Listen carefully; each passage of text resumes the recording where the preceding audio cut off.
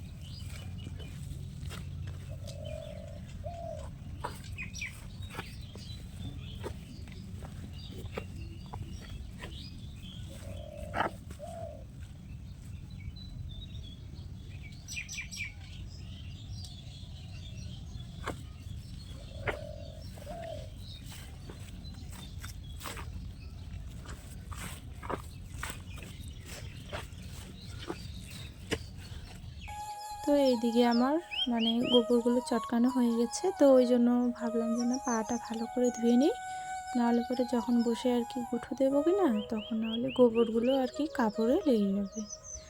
তো তারপরে এই যে আমি এখানে আর কি গোবরগুলো আর কি ভালো করে এখন হাত দিয়ে আর কি এক জায়গায় উঠে নেব, কারণ ওখান থেকে তো আর উঠে উঠে আমি গুঠিয়ে দিতে পারবো না। ওই জন্য পাশে আর কি বস্তা আর কি বেছানো আছে, তো ওখানে নিয়ে আর কি আমি এখন আর কি গুঠে দেওয়া শুরু করব।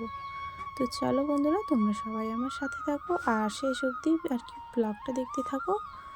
আশা করছি আজকের ব্লগটা তোমাদের ভালো লাগবে।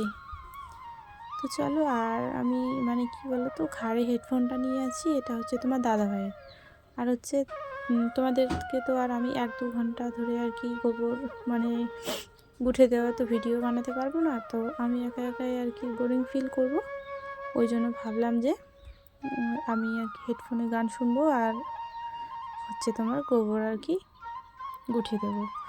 তো তোমরা কেউ কিছু মনে করো না তো ওটা আমি রাখতে ভুলে গেছি, ঘাড়ের মধ্যে আছে তো, ঠান্ডার দিন আমি বুঝতেও পারিনি, আর হচ্ছে আমার মনেও নেই।